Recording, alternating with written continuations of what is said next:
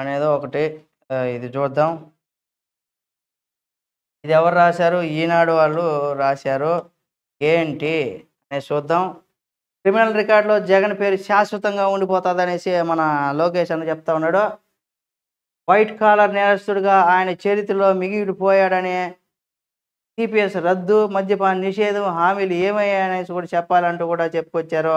ఆయన తాడేపల్లిలో శంఖారావం సభలో లోకేష్ అన్న జగన్ అన్న మీద ఆరోపణలైతే చేస్తా ఉన్నాడు.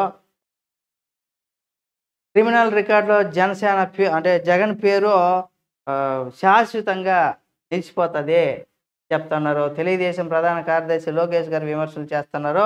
చరిత్ర ఉన్నంత వరకు కూడా ఆ జగనన్న పేరు చెప్పుకుంటా ఉంటారు. క్విడ్ ప్రోకో వైట్ కాలర్ నేరస్తుడిగా ఆయన పేరు చెంచలగూడ జైలు గోడలపైన మాత్రం ఖచ్చితంగా నిలిచిపోతుందనేసి కూడా ఎద్దేవా చేస్తారు. అనంతపురం జిల్లాలో అలాగే అనంతపురం అర్బన్ తాడేపల్లి నియోజకవర్గంలో సోమవారం జరిగినటువంటి సభలో ఆయన మాట్లాడుతూ మాట ఇస్తే తప్పారంట, ఎన్నికల ముందు మద్యపాన నిషేధం ఏమైపోయిందనేసి కూడా జగనన్న అడుగుతా ఉన్నాడు. అంటే మాట ఇచ్చాను మనం తిప్పను అనేసి జగన్ అని చెప్తా ఉంటాడు కదా, దానికి సంబంధించి లోకేష్ అన్న చెప్తా ఉన్నాడు. మాట ఇస్తే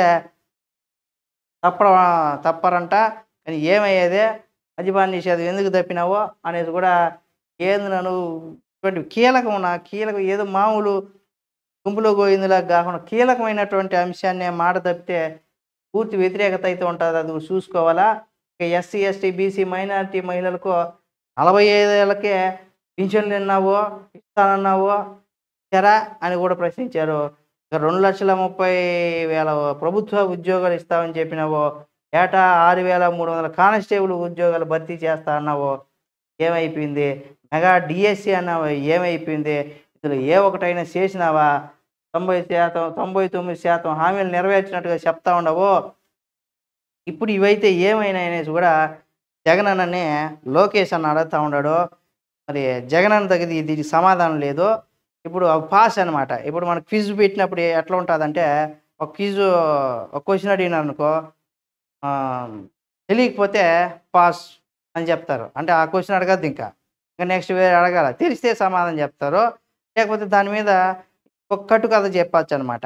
అంటే క్విజ్లో అటువంటి కట్టుకథలు చెప్పేదానికి ఉండదు. ఆన్సర్ తెలుసా తెలీదా, తెలిస్తే చెప్పాలి అంతే.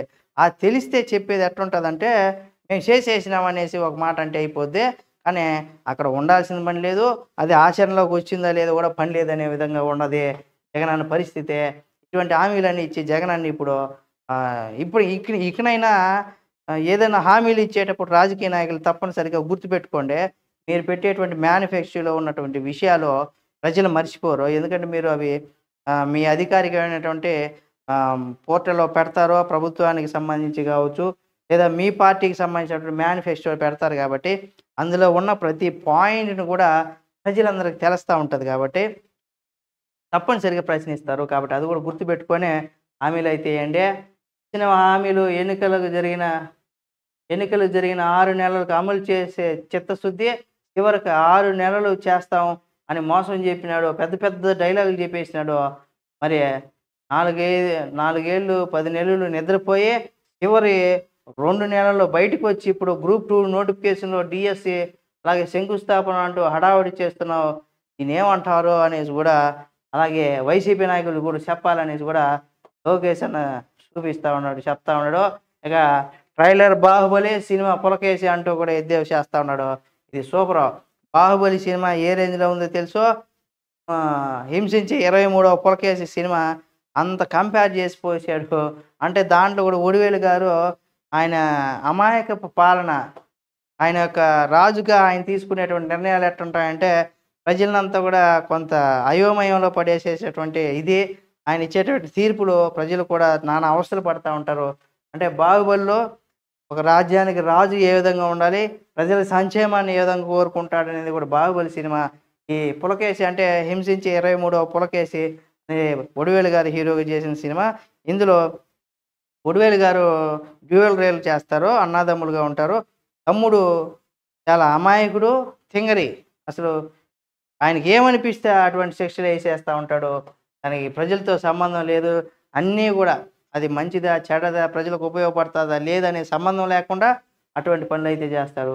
సేమ్ ఎన్నికల ముందు జగన్ చూపిస్తున్న ట్రైలర్ 'బాహుబలి' స్థాయిలో ఉంది కానీ 5 ఏళ్లలో మాత్రం 'పులకేశి' సినిమాను చూపించారు. ఎవరైనా పులినో, సింహాన్నో చూసి భయపడతారు. ఈ బిల్డప్ బాబాయ్ మాత్రం చిన్న డ్రోన్ చూసి భయపడ్డారు. నిన్న సిద్ధం సభలో గ్రీన్ మ్యాట్ వేశారు. ప్రజలు రా ప్రజలు రారని గ్రాఫిక్స్ చేయాలని చూశారు. ఆఖరి క్షణంలో సాక్షి విజువల్స్‌లోనూ, గ్యాలరీలోనూ ఖాళీగా కనిపించాయి. డ్రోన్ పంపించి ఖాళీ కుర్చీలు తీయించాయి.